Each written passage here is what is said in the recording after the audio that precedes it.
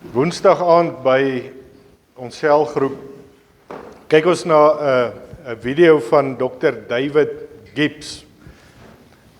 En hy vertel hy en sy vrou, hulle koop 'n plot. En hulle trek na die plot toe. Hy het op 'n plaas groot geword en so, en hulle trek uit soontoe en die eerste tweede aand hoor hulle maar hier's iets in die dak. Maar dis 'n groot ding. Hy sê want jy hoor die voetstappe soos dit hy sy voete neersit in die dak. Hy sê vir sy vrou vra wat is dit? Hy sê van nee, hy dink is 'n rot. Hy sê hulle moet maar 'n exterminator kry. Bel die ou kom uit, klim in die dak, sit die valletjies in die dak. 2 dae later kom hy terug. In die dak, hy klim uit, hy sê jy gaan dit nie glo nie. Die rot het die valletjies opgeëet, net die draad is oor. Hy het dit opgeëet. Hy sê ons moet gif probeer. Klim in die dak, hy sit gif in. 2 dae later kom hy terug, hy klim in die dak. Gif is weg. Rot hardloop rond. Hy sê vir hom, hy kan dit nie glo nie, dis die eerste keer in sy lewe wat hy sien 'n rot eet gif en hy kom niks oor nie. Hy sê maar wat nou? Wat gaan ons nou doen? Hy sê wel hy het nog 'n opsie, hy het 'n kat. Hy gebruik die kat soos tipe van 'n laaste resort om rotte te vang, is niks anders werd nie. Hy sê nee, Rishab, bring die kat. Volgende dag kom hy sê maar daai kat, hy het seker snymerke op. Dis 'n rowwe kat. Hy sê as die kat vir jou kyk, dan blaas hy sommer so vir jou. Die een oor is af op die kat. Hy sê dis 'n wille kat.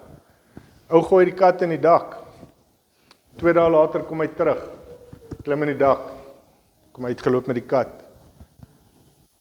The rat killed the cat. Hy sê nou wat gaan ons nou doen? Hy sê wel nou daar's net een opsie, ons gaan die rot moet skiet. Hy sê maar die probleem is ons gaan die pype dalk raak skiet en gate in die ceiling skiet en elektriese kabels en goeters. Dit gaan nie hy sê die rot moet uit. Kom met die gun. Ou klim in die dak. Hy klim weer uit. Hy sê vir die dokter, hy sê daai ding vir my. Hy sê hy's aggressief, daai rotte.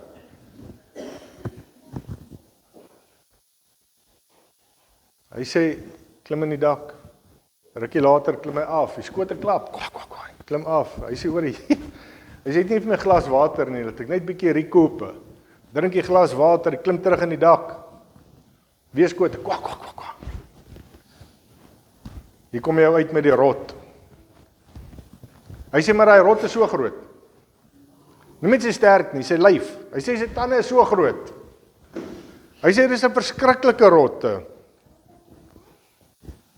Die exterminator sê vir hom, I never had such a difficult case. Hy sê, but the choice is obvious. You either get used to living with it or you need to take drastic steps. En waar praat hy? Hy praat oor hoogmoed. Hy praat oor trots waar hy gepraat het. Dis so moeilik om daarvan ontslae te raak dat ons eerder gemaklik met dit raak in ons lewens. Dit is te moeilik om van hoogmoed en trots ontslae te raak. So ons lewe eerder met dit. So vandag wil ek gesels oor die sonde van hoogmoed. Nou daar's 'n verskil tussen die soort trots wat God haat volgens Spreuke 8 en die soort trots wat ek en jy voel as ons sukses behaal het. Dis great as jy iets ge-achieve het. Ons moet dit vier. Dit is so. Ons werk hard vir goeders. Ek meen, niemand studeer vir 'n graad en dan stuur maar net die sertifikaatjie in die pos nie. Ons wil dit graag. Ons is trots op dit wat ons bereik het. Ons vat nie die sertifikaat en ons gooi hom daar onder in 'n laai nadat jy 'n meesters of 'n doktersgraad bereik het nie. Jy sit dit op. Laat mense dit kan sien. Daar's dinge waarop ons moet trots wees, maar wanneer ons selfregverdigend is, kry ons die soort trots wat God haat. En hoekom haat God hierdie trots? Hoekom haat God hierdie hoogmoed? Want dit veroorsaak dat ek en jy dink ons het hom nie nodig nie. Ek en jy begin dink ons is okay.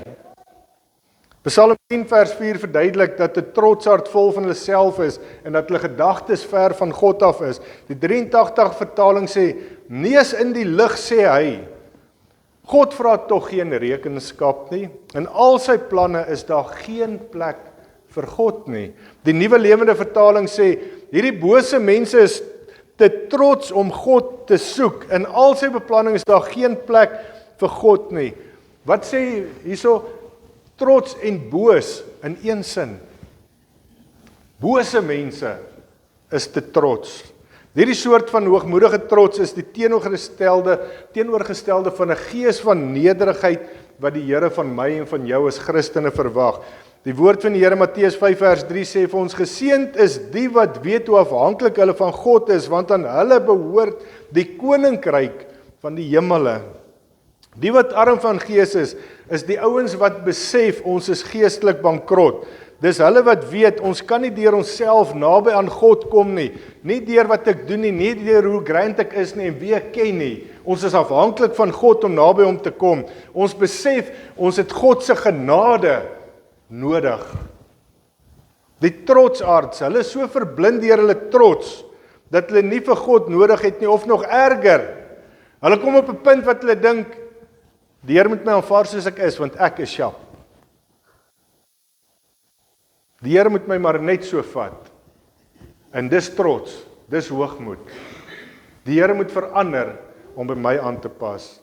Trots is die oorsaak dat baie mense nie Jesus Christus as verlosser en saligmaker aanneem nie. Om sonde te erken en te bely dat hulle nie in hul eie krag iets kan doen nie om die ewige lewe te verkry nie. Dis vir my amazing altyd. Almal wil hemel toe gaan. Almal. Elke begrafnis waar jy kom. Hy's in die hemel. He's riding the golden highways. Bla bla bla bla. Maar vir geen oomblik in jou lewe het jy gelewe soos 'n kind van God wat die Here wil verheerlik nie, maar ons wil doodgaan en by hom wees, maar hier op die aarde wil ons niks met hom te doen hê nie. Ons is trots, want dis my dinge, dis my lewe, dis hoe ek daaroor voel. Maar ek wil tog net as ek die dag doodgaan, wil ek tog net hemel toe gaan. Dan skielik besef ons die erns van die hel en die hemel. Maar terwyl ons lewe, as tyd. Ek en jy kan nie op onsself roem nie. As ons wil roem, moet ons dit doen in die naam van God. Wat ons oor onsself sê, beteken niks in God se werk nie. Dis wat God oor ons sê, wat die verskil maak, sê 2 Korintiërs 10 vers 13. Daar waar jy nou sit, hier waar ek nou vanoggend is. Dink 'n bietjie. Wat sê die Here van jou? Jy weet hoe lyk jou lewe. Jy weet wat het in hierdie week gebeur. Jy weet hier waar jy sit, wat is in jou hart in die gang.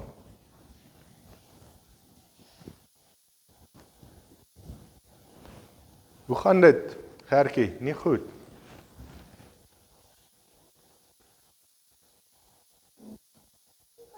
Hoe gaan dit met jou geestelik, Naomi, Andrei? Nee, goed, dankie pastoor. Hoe lyk jou verhouding met die Here vanoggend? Chris, Charles, Pieter. Nee, ek is sharp. Dis wat jy sê. Wat sê die Here vanoggend van jou verhouding met hom? Reg deur die Bybel word daar gepraat van die gevolge van trots. Spreuke 16 vers 18 tot 19 sê, op hoogmoed volg ondergang, op selfverheffing volg die val. Liewer eenvoud saam met die nederiges as om saam met die hoogmoediges van roof te lewe. Julle weet die Satan is uit die hemel uitgegooi oor hoogmoed, oor trots. Oor hy gedink het, hy's God. Is hy uitgegooi uit die hemel uit. Hy het gedink hy's iets, en hy het teen God in opstand gekom. Wat dink jy vanoggend van jouself? Wat dink ek van myself? Is ek iets? Hoeveel keer is ek en jy die God in ons eie lewens?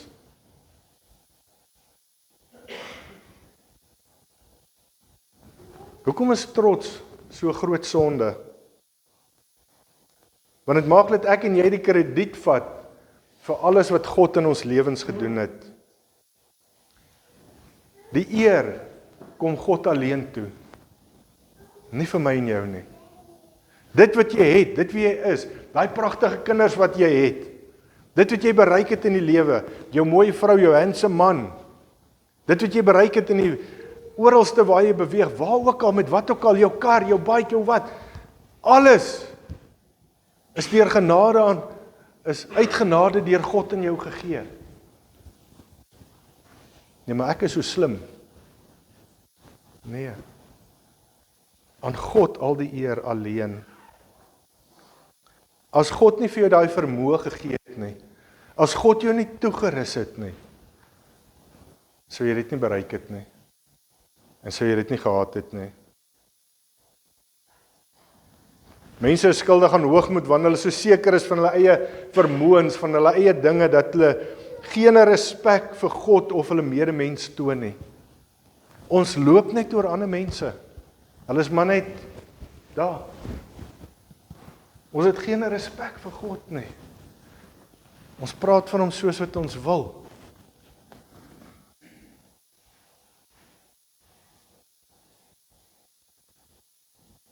Trotse mense se lewens draai om hulle self.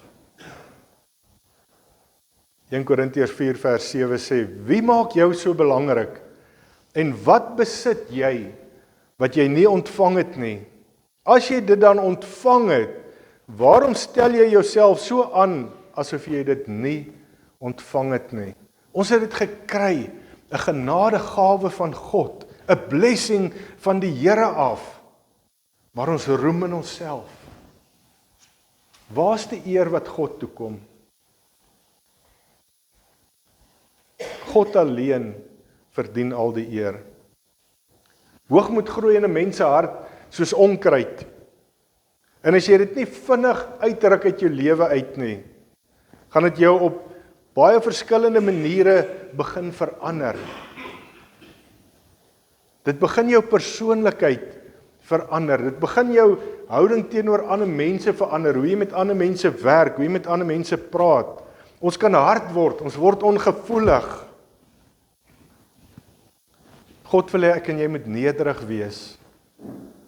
En ons moet vir ander mense omgee. Sien julle hoe verander hoogmoed jou en my van dit wat God wil hê ons moet wees? Wat lê gewoonlik die meeste onder hoogmoed en trots? Verhoudings en vriendskappe. Verhoudings en vriendskappe kry die meeste seer as gevolg van trots en hoogmoed. Die Here haat 6 dinge. Nee, daar 7 waarvan hy afskeid het. Oë wat straal van hoogmoed, 'n tong wat lieg, hande wat met bloed bevlek is, gedagtes wat met komplotte besig is, voete wat net een koers ken, die van die kwaad, 'n getuie wat lieg en iemand wat rusie stook tussen broers, Spreuke 6 vers 16. Wat staan heel bo in hierdie lys? Oë wat straal van hoogmoed. Kan jy dink die Here klassifiseer hoogmoed in dieselfde sin of in dieselfde afdeling as leuns en hande wat met bloed bevlek is, moordenaars? Dit val onder dieselfde kategorie. Dis hoe ernstig die Here oor hoogmoed is. En die ergste van alles laat hierdie oë van hoogmoed heel eerste is in die lys. Heel eerste. 1 Petrus 5 vers 5. En julle, jong manne, erken die gesag van die ouderlinge. Trouwens, almal moet nederig in mekaar se diens staan, want God is teen die wat te veel van hulle self dink, maar die wat besef hoe afhanklik hulle van hom is, aan hulle gee hy sy genade. Vers 6. Word daarom klein onder die kragtige hand van God. Op sy tyd sal hy julle groot maak. Op sy tyd sal die Here jou optel. Op sy tyd sal die Here jou eer gee. Nie op joune nie. En Petrus kom hierso en hy praat hierso uit eerste handse ondervinding, want Petrus het geweet, hoogmoed kom tot 'n val. Onthou julle toe Jesus op die punt gestaan het om gearresteer te word, toe was Petrus baie trots en hy het gesê, Matteus 26:33, al sal hulle u ook almal in die steek laat, ek, wat Petrus is, sal u nooit in die steek laat nie. Onthou julle daai woorde van Petrus? Kyk hoe lekker lag Antoinette daarso, né? En wat het 'n rukkie later gebeur? Hy het gevloek en hy het gesweer en hy het ontken dat hy Jesus ken. Ek ken hom nie. Maar hy sê, al hardloop hulle almal weg, Here, ek sal by u staan. Hoogmoed. Dis maklik om vir Petrus vir dit wat hy gedoen het en gesê het te veroordeel, maar Jesus het dit nie gedoen nie. Nie toe nie en ook nie later nie. Petrus het opregte berou gehad nadat hy Jesus verloon het. In die Bybel sê Matteus 26 en hy het buite toe gegaan en hy het bitterlik gehuil. Hy was opreg berouvol oor sy sonde gewese. In Johannes 21 vanaf vers 15 lees ons nadat Petrus 3 keer vir die opgestane Jesus gesê het dat hy hom lief het. 3 keer. Nadat hy hom 3 keer verloon het, né? Dat die goeie herder sy skape aan Petrus toevertrou het. Hom gesê het, kyk na my skape. 'n Spreekwoord sê hoogmoed kom tot 'n val. Maar vir wat ons verkeerd gedoen het en vir wat ons opreg bely, is daar geen veroordeling nie. Slegs liefde en herstel. Dis hoe genadig ons God is. Maar dit gaan oor die opregtheid van jou berou. As jy spyt, jy's uitgevang, wanneer jy iets verkeerd gedoen het, of as jy regtig opreg jammer oor wat jy gedoen het, daar's 'n groot verskil. Baie keer kom ons net, want ons wil die Here se arm kom draai. Ons het nie daai opregte berou om te sê, Here, ek slaan op myself, my bors, ek skeer my klere, ek gaan lê in die grond. Sê, Here, ek is so jammer oor dit wat ek gedoen het.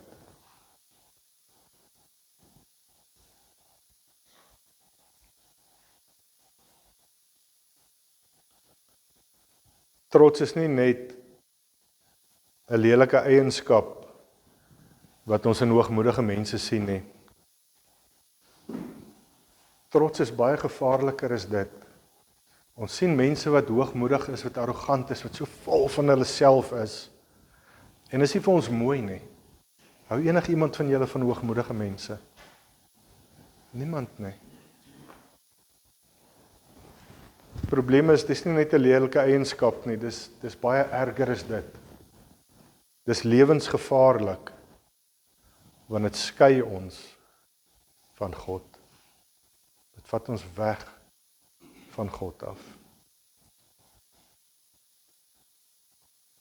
Ek gaan hier stop. Ek sien die tyd vang ons, en ek is nog nie halfpad nie. Ons sal die volgende keer verder praat oor hoogmoed.